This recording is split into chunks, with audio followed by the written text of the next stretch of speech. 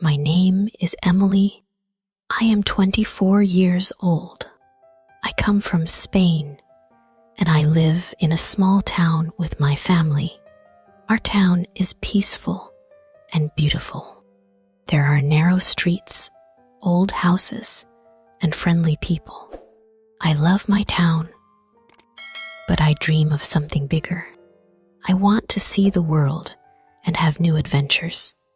I want to study in London. In my town, I learn English at a small school. My teacher always says, "Emily, you are very good at English. You should study abroad." These words make me happy. I start thinking about London, a big city full of life and chances. I imagine walking in the busy streets, studying in a real school, and speaking English every day. One day, a woman comes to our town. She is from a big city in Spain, and she looks very confident. She talks about a school in London. She says, "This school is amazing. You will learn English quickly. Many students go there, and they all love it." Her words are exciting. She shows me pictures of the school and happy students. She says, "You can study there too. I can help you." I feel very excited. This is my chance. I want to go. The woman gives me some papers and says, "Fill out these forms and pay the school fees. I will handle everything." I believe her. She seems nice and professional. I don't think about the risks. When I tell my family about the school, they are not as excited as I am. My dad says, "London is dangerous. You don't know anyone there." My mom asks, "Are you sure about this woman? Do you trust her?" "Be careful, Emily." I listen to them, but I don't change my mind. I say, "This is my dream. I want to study English. I want to learn and grow." My dad looks worried. He says, "Dreams are good, but you must think carefully.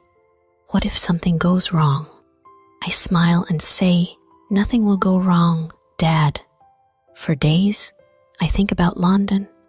I look at pictures of the city on my phone. The tall buildings, the red buses, the busy streets. Everything looks so exciting. I tell my best friend, Laura, about my plan. She says, "That sounds amazing, Emily. I want to go with you. Let's go together." I feel so happy. Laura is my best friend, and I know she will support me. I start making plans. I dream about the future and feel ready to take the first step toward my new life. My family is still worried, but I say, "This is my chance. I will be safe. I promise." I don't know what will happen, but I feel brave. I am ready for my adventure. London, here I come. The day after I decide to go to London, I make a list of everything I need. I write down clothes, books, and personal items. I also include important papers, like my passport and the school forms the woman gave me. I feel excited, but a little nervous. I want to be ready for this big adventure. I talk to Laura about our plan.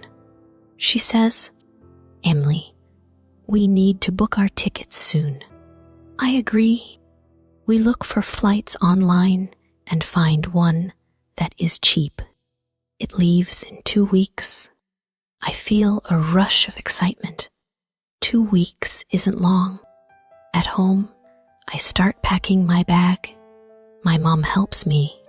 She says, "Emily, take warm clothes. London can be very cold." She also gives me snacks for the trip. You might feel hungry on the plane. she says. My dad watches me pack. He looks worried, but doesn't say much. Laura and I meet every day to prepare. She is just as excited as I am. She brings her camera and says, I want to take so many pictures. We will remember this trip forever. We talk about what we want to do in London. We should visit the London Eye, Laura says, and see Big Ben. I add, we laugh and dream about the fun we will have. A few days before our flight, my dad gives me some money. He says, Emily, keep this safe. Use it only if you really need it. I thank him and promise to be careful. My mom gives me a small notebook. Write about your trip, she says. I want to read your stories when you come back. Finally, the day of the flight comes. Laura and I wake up early. My parents take us to the airport. The drive is quiet. My mom looks at me with tears in her eyes. She says, Emily, please call us when you land. I hug her and say, I will, Mom. Don't worry. At the airport, everything feels big and new. Laura and I check our bags and get our tickets. We go through security and find our gate. My heart beats fast. I look at Laura and say, we are really doing this. We are going to London. She smiles and says, yes, we are. When it's time to board the plane, I feel a mix of emotions. I am excited, nervous, and a little scared. I wave goodbye to my parents one last time. Then Laura and I walk onto the plane. As I sit down and fasten my seatbelt, I think about everything ahead. This is the beginning of my dream. I feel ready. Laura and I sit next to each other. It's my first time flying, and everything feels new. I look out the window and see the airport getting smaller and smaller.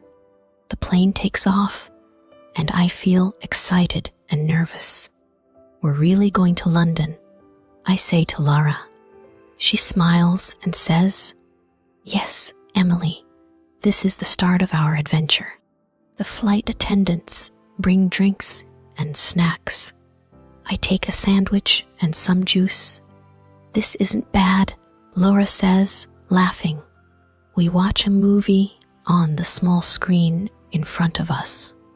It's an English movie with subtitles. I try to follow along and read the subtitles. This is good practice, I say to Laura. She agrees. After the movie, I look around the plane. People are reading, sleeping, or talking quietly. The sound of the engines is loud but steady. I feel calm. I take out my notebook and write a few lines. We are flying high above the clouds. The world looks so small from here. I can't believe I am going to London. Laura and I talk about our plans. What do you want to do first when we arrive? Laura asks. I want to see the London Eye. I want to feel the city's energy, I say. Laura says, and I want to try a London burger. I heard they're the best. We laugh and continue dreaming about our trip. As the hours pass, I start to feel tired. The flight is long, and the excitement turns into tiredness. I close my eyes and try to sleep. The seat is uncomfortable, but I manage to rest for a while. When I wake up, Laura is looking out the window. Emily, look, she says, the lights of London. I lean over and look out the window. It's dark outside, but I can see the city lights shining brightly below. It looks magical. My heart beats faster. We are almost there, I whisper. I feel a mix of excitement, happiness, and a little fear. What will happen next? Will everything go as planned? When the plane lands, everyone claps. Laura and I smile at each other. We made it, I say. We grab our bags and follow the crowd to the exit. As we step off the plane, I take a deep breath. The air feels different. This is it.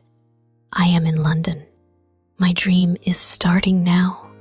When we arrive at the airport, everything feels big and overwhelming. The signs are in English, and the people around us speak fast. I try to listen carefully, but it's hard to understand. Stay close to me, I say to Laura. She nods and holds her bag tightly. We follow the signs to get our luggage. Once we have our bags, we take a taxi to the address the woman gave me. I feel excited. This is it, Laura. We will see the school soon. But when we arrive, the building looks old and empty. I check the paper again. This is the right address, I say, confused. Lara looks worried. Maybe it's the wrong place, she says. We knock on the door, but no one answers. I try calling the phone number the woman gave me, but the call doesn't go through. This can't be happening, I whisper. We stand outside the building for a long time, unsure of what to do. Finally, I realize the truth. This is a scam, I say. The school isn't real. My hands start shaking. I check my bag for my money, but it's gone. They took everything, I cry. Laura looks scared. What do we do now, Emily? She asks. I don't have an answer. We find a small coffee and sit down. I feel lost. The waiter notices our worried faces and asks, "Is everything okay?" I explain what happened, and he shakes his head. "I'm so sorry," he says. "This happens sometimes to tourists. Be careful in this city." He gives us some free coffee and advice. There's a cheap hotel down the street. Maybe you can stay there tonight, he says. I thank him, even though I feel embarrassed. Laura and I walk to the hotel. But when we ask for a room, the manager says, "We need payment up front." I try to explain, but he does listen. "No money, no room," he says. That night, Laura and I sleep in a small park. It's cold, and I can't stop crying. I think about my parents and their warnings. Why didn't I listen? I whisper. Laura tries to comfort me. "We will figure it out," she says, but her voice sounds unsure. As I lie on the bench, I feel completely alone. I left home with so many dreams, but now I don't know what will happen tomorrow.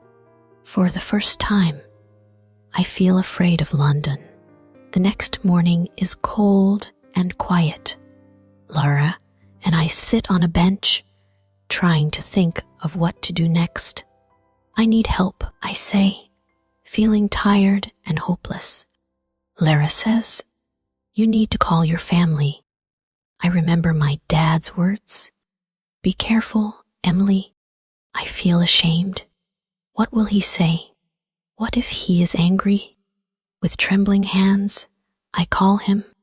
"Hello, Emily," he says. His voice is calm, but I can hear the worry. Tears fill my eyes as I tell him everything. The fake school, the stolen money, and sleeping in the park. After a long silence, he says, "Why didn't you listen to me?" His words hurt, but I know he's right. "I'm sorry, Dad," I whisper.